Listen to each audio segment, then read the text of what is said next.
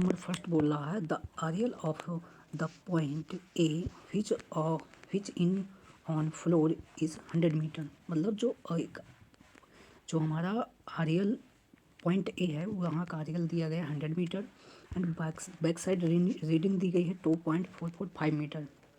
If the fore side reading on the point B, ये जो fore side reading है वो ऑन द पॉइंट बी की fore side reading दी गई है विच इज ऑन सीलिंग पर है जो 2.74 मीटर। तो the RL of point B find करना है। तो यहाँ पर हमने सॉल्व करके रखा है ये क्वेश्चन।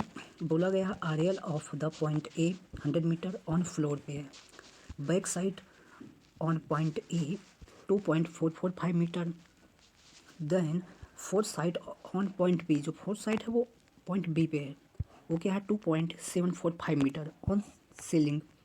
अब क्या करेंगे, हमको फाइंड करना है आरियल ऑफ पॉइंट बी का आरियल फाइंड करना है। तो उसके लिए क्या करेंगे, हम सिंपल एक जैसे करते हैं एक लेवल मशीन बनाएंगे। क्या बैक साइड हमको दिया गया है तो बैक साइड हमने यहाँ पर शो कर दिया और उसको ए पॉइंट दे दिया, उसकी वैल्यू है 2.445 metre.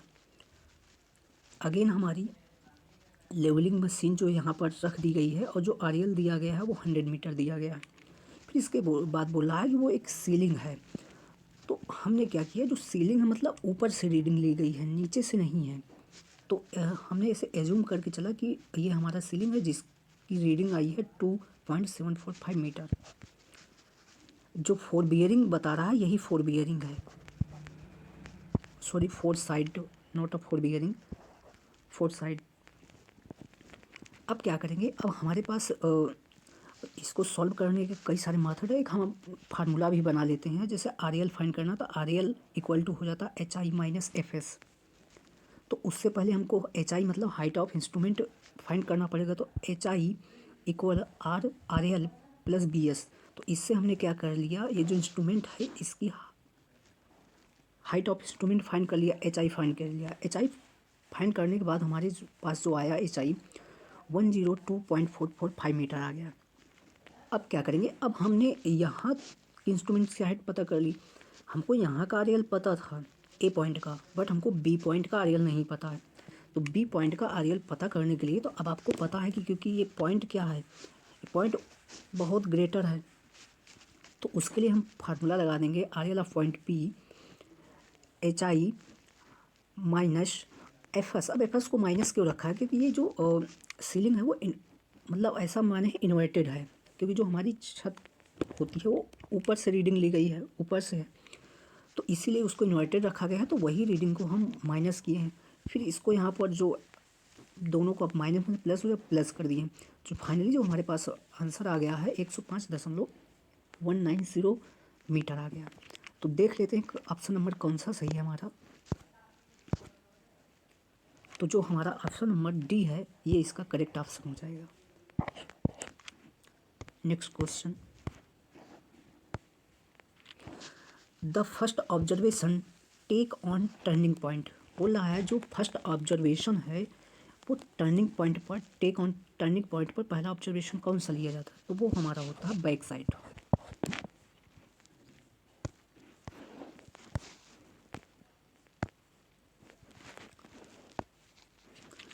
Permissible closing error is express as, जो हमारी परमिसिबल क्लोजिंग ईरर होती है, मतलब जो हमारी परमिसिबल ईरर होती है उसको कैसे हम रिप्रेजेंट करते हैं। तो उसके रिप्रेजेंट करने के लिए एक हमारे पास फार्मूला होता है सी अंडर रूट के करके, आगे भी देखेंगे उसको। तो बताया गया है ई बंद त्रुटि मीटर में। तो उसके लिए हम क्या करेंगे, ये वाला ऑप्शन हमारा करेक्ट हो जाएगा, क्योंकि जो सी कांस्टेंट है वो अंडर रूट पे नहीं रहना चाहिए। तो इसी में है जो कांस्टेंट है वो अंडर रूट के अंदर नहीं है। The permissible error E the precise levelling types with distance in kilometre. बोल रहा है प्रिसाइज लेवलिंग, जो हमारे पास टाइप कई प्रकार की लेवलिंग होती हैं उनमें जो प्रिसाइज लेवलिंग है उसका जो एरर का फार्मूला होता है वो क्या होता है, परमिसिबल एरर उसके लिए कितनी होती है। तो पहले यहाँ आते हैं, यहाँ पर जो हमारे पास पहली permissible error types of levelling की लिखी गई हैं, rough levelling, ordinary levelling, accurate levelling, precise levelling. ये जो लिखा गया है ये एक फार्मूला है, इसी जो अभी हमने बात किया था, तो ये error equal to C under root के होता है, जो के होता है किलोमीटर में होता है। तो अगर रफ लेवलिंग की बात करें तो रफ लेवलिंग के लिए परमिसिबल ईयर होता है 100 अंडर रूट के। अगर वहीं माइल्स में बात करें तो अगर हम के को माइल्स पे रखते हैं तो हमारा आंसर जो आएगा वो फीट पे आएगा, और अगर हम के को किलोमीटर में रखते हैं तो हमारा आंसर जो आता है एमएम में आता है ईयर का। तो उसके लिए हो जाएगा 0.4 अंडर रूट के हो जाएगा। ऑर्डिनरी लेवलिंग के लिए 24 अंडर रूट के। वहीं फिट में बात करें तो 0.1 अंडर रूट के। एक्यूरेट लेवलिंग के लिए 12 अंडर रूट के। वहीं फिट पे बात करें तो 0.05 अंडर रूट के। प्रिसाइज लेवलिंग का हमसे पूछा गया था, तो प्रिसाइज लेवलिंग का क्या होता है 4 अंडर रूट के। ये तो एक्चुअली करेक्ट होता है, बट उसको चेंज कर देते हैं मीटर में तो हमारे पास 0.004 अंडर रूट के भी आ जाता है। बट फिर हम ऑप्शन के हिसाब से भी चलते हैं, पर कहीं कहीं क्या होता है ऑप्शन में 0.06 अंडर रूट के को भी करेक्ट करता है। तो वो ऑप्शन के हिसाब से हम देखते हैं। अगला इसी की बात करें तो 0.017 अंडर रूट के। तो अब यहाँ से देख लेते हैं हमारे ऑप्शन में क्या बोल रहा है। तो ये तो होगा नहीं, ये अंडर रूट भी नहीं होगा। तो अब जैसे हमने बात किया था कि वहाँ पर 0.006 अंडर रूट के था, यहाँ पर डी है, तो ये वाला ऑप्शन हमारा करेक्ट हो जाएगा 27 का B number.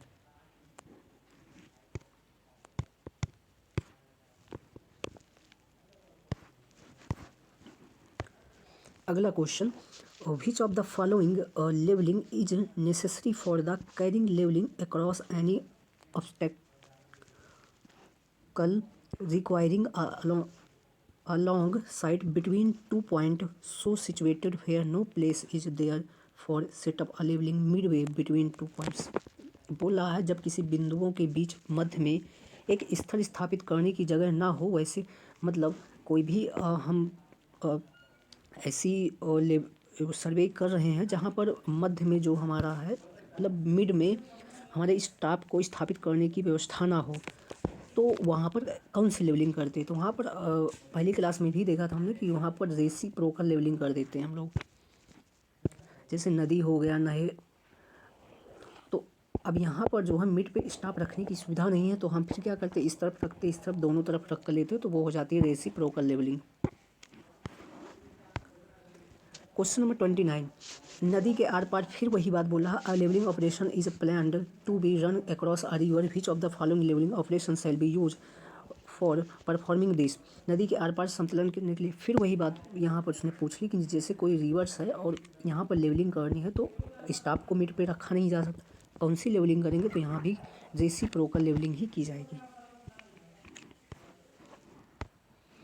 The number of horizontal cross wire in a Stadia diaphragm. बोल रहा है जो हमारा स्टेडिया डायाफ्राम होता है उसमें जो हॉरिजेंटल क्रॉस वायर्स हैं उनकी कितनी संख्या होती है। तो हमारा जो लाइक कुछ ऐसे होता है,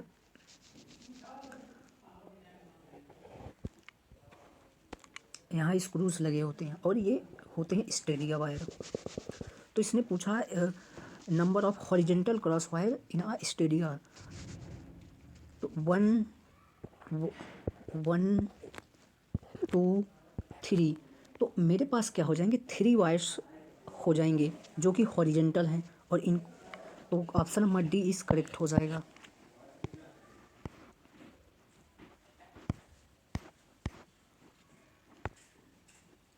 thirty one number, formula use in correction for curvature. बोला कर्वेचर के लिए हम कौन सा फार्मूला यूज़ करते हैं। तो कर्वेचर के लिए जो हम फार्मूला यूज़ करते हैं वो होता है 0.0785 D square.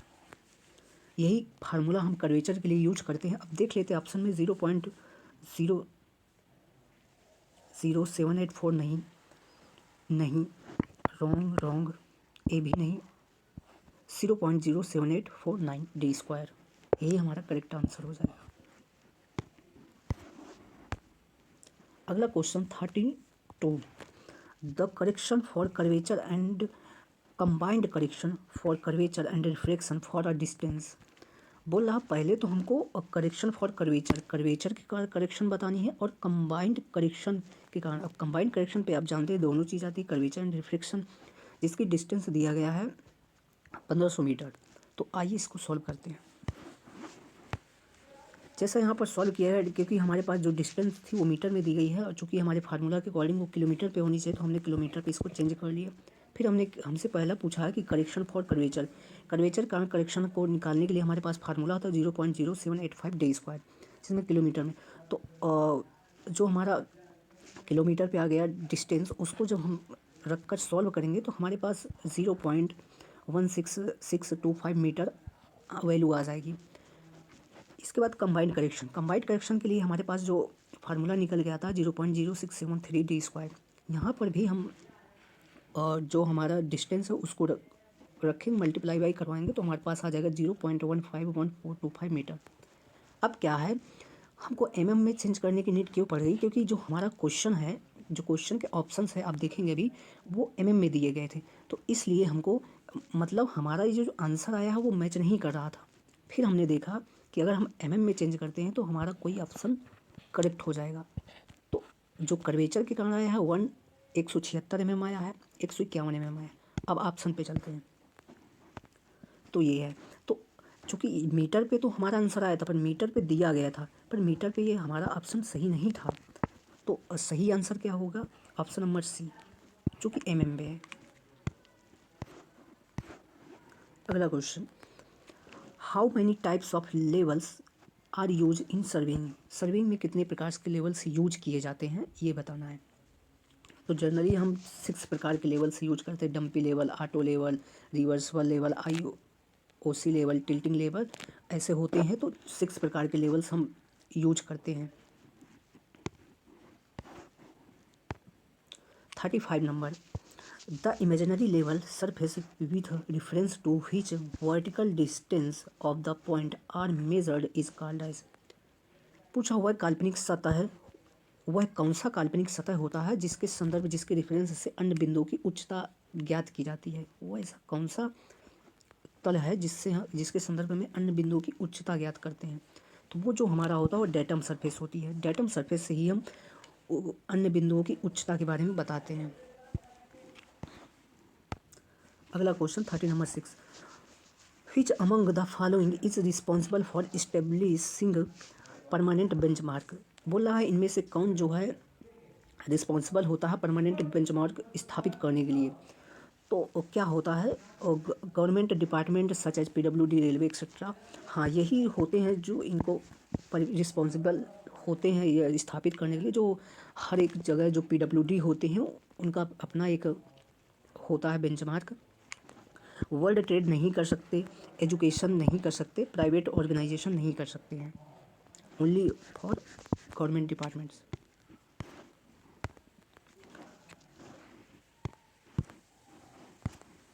Question number 37, objective is not in the plane of cross hair is called as. क्या होगा जब हमने क्रॉस मतलब अभी डायफ्राम देखे थे, ऐसे कुछ था। तो जब हमारा ऑब्जेक्टिव जो है प्लेन क्रॉस हेयर, मतलब जब ये हमारा एडजेक्ट जो हमारा ऑब्जेक्टिव होता है वहाँ पर नहीं पड़ता है, तो हम क्या समझते हैं कि हमारी मशीन है उस पर क्या हो गया है। तो उस समय हम ये समझते हैं कि जो हमारी मशीन है उस पर दोष आ गया है। तो उस दोष को पैरेलैक्स के नाम से जानते हैं कि उसमें पैरेलैक्स आ गया है, लंबन आ गया है। फिर उसको ठीक करने के लिए हमारे पास कई प्रकार के method, temporary adjustment, permanent adjustment करके हम सही करते हैं उसको। Question number 38, which instrument is called pendulum level. किस इंस्ट्रूमेंट को जो है पेंडुलम लेवल भी कहते हैं, वो होता है automatic level. 39, the combined error due to curvature and reflection.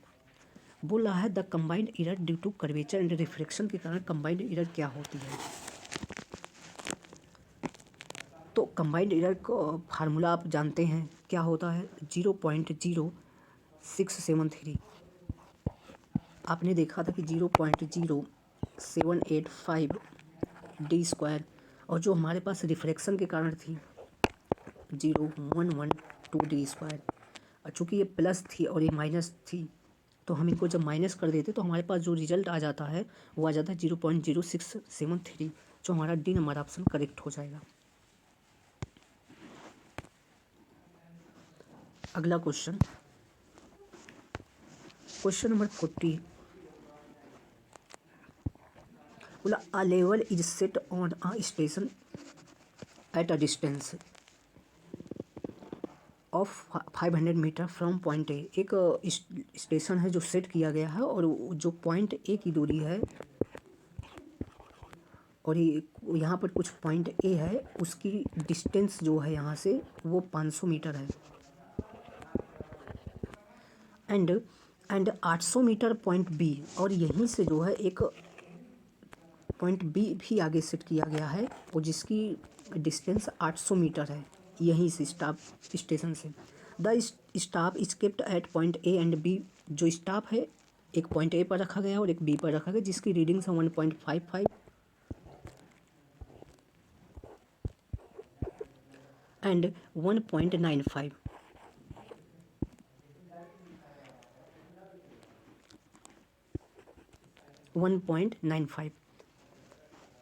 Calculate the true difference in elevation of the point. बोला है एलिवेशन मतलब क्या होता है, हाइट, ऊंचाई। ये जो दो पॉइंट रखे गए हैं, क्योंकि रीडिंग्स इनकी अलग अलग हैं, तो इनमें से कोई जो ऊपर नीचे होंगे, हाइट पर होगा कोई पॉइंट, तो उन्हीं का एलिवेशन फाइंड करना है और ट्रू डिफरेंस फिर बताना है। तो इसको हमने सॉल्व किया है। ए लाइक कुछ, अब ये पॉइंट ए हो गया, ये पॉइंट बी हो गया। तो अब क्या होता है, अब इसको सॉल्व करने के लिए हम पहले क्या करते हैं, रीडिंगों को जो है करेक्ट करना होता है। क्यों? क्योंकि हमने देखा कि जब हम रीडिंग लेते हैं तो कर्वेचर के कारण, रिफ्रैक्शन के कारण इसमें एरर्स आ जाती हैं। तो हम क्या करेंगे, कंबाइंड एरर्स को करके माइनस कर देंगे। तो हमने क्या किया, जो हमारे पास रीडिंग थी और इसको एरर, कंबाइंड एरर का फार्मूला लगाकर इससे जो है माइनस कर दिया, तो हमारे पास जो शुद्ध रीडिंग आ गई, ये आ गई। ऐसा हमने इस पे भी किया। फिर क्या किया, हमको टू डिफरेंस फाइंड करना था। टू डिफरेंस के लिए हमने क्या किया, ग्रेट माइनस कर दिया। माइनस करने के बाद जो हमारा आंसर आ गया वो आ गया 0.373। मतलब कभी कभी क्या होता है, हम लोग डायरेक्ट भी माइनस कर देते, पर डायरेक्ट माइनस करने पर आंसर नहीं आता, क्योंकि क्या होता है, हम लोग जानते हैं कि कर्वेचर के कारण, रिफ्रैक्शन के कारण एरर आ जाती है, तो उस एरर को भी माइनस करना ज़रूरी होता है। तो 0.373 option number B is correct हो जाएगा। तो आज हमने 40 तक क्वेश्चन देख लिए हैं। आई होप आपको अच्छा लगा होगा। कल अगले स्लाइड पे। Thank you for watching.